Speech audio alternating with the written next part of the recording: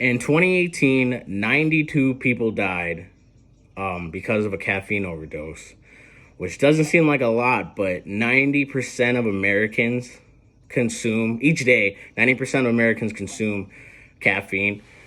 So I feel it's important to understand the negative effects and why you shouldn't drink caffeine or use caffeine.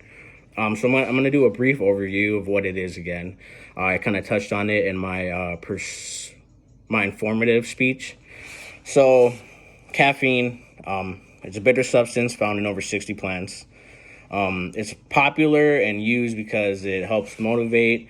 It helps with restlessness. It gives like a big boost of motivation, and it also suppresses appetite. So those are the most popular reasons why people consume caffeine. And caffeine actually starts to take effect at only 15 milligrams, and overdoses tend to happen at only 80 to 100 milligrams. So that's not too far from where it takes effect at 15. So I'm gonna go over the overdoses right now.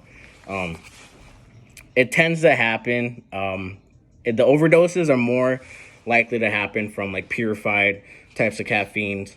So like tablets or like dietary supplements. As I mentioned earlier, it's popular because it suppresses appetites too. So some people are really worried about their diet. So as I said, purified caffeine is much more potent, but that doesn't mean that energy drinks and whatnot will not have any negative effects.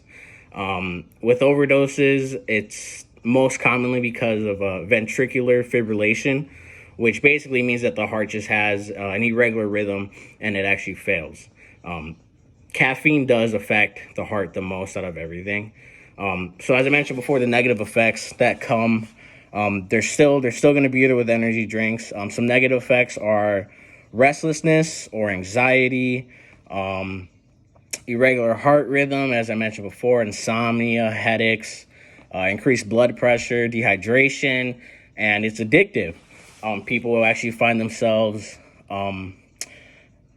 addicted to it because they had caffeine and they saw that it made them more motivated, and they were much more motivated to go throughout the day. So people become addicted to it and they start taking more and more because it builds up a tolerance, and that's when all these negative effects really start to kick in. Caffeine's most commonly used with energy drinks. It is the most common form of caffeine that people drink. So sodas, energy drinks like Red Bull, and so on. And they don't have nearly as much potency as like a purified caffeine would, like a powderized caffeine. But it will still give you negative effects when drinking more than you're supposed to. And most people drink more than what you're supposed to consume.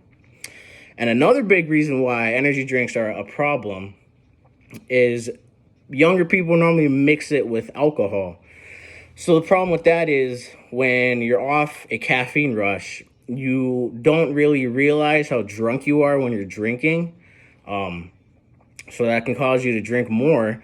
And then now not only do you drink more caffeine and add more negative effects, but now you're drinking more alcohol and drinking more alcohol.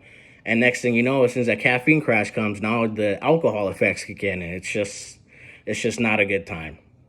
And there's actually not a lot of research that shows that energy drinks and whatnot are actually proven to give you a good amount of push throughout the day. It's not considered, the research is not considered feasible enough, or there's not enough just to say that yes, energy drinks and caffeine are good and it's something you should use. And now, let's say you're a big energy drinker, then you tend to get withdrawals when you start to quit caffeine after drinking it for so long. And some of those withdrawals could be headaches or nausea, issues focusing, or you're very easily irritated, and these effects can happen for a couple days. So, as you can see, when it comes to caffeine, the negatives definitely weigh out the bad. And the counter argument might be, okay, well, if it gives me this boost of energy, and as long as I drink little by little, I'll be okay.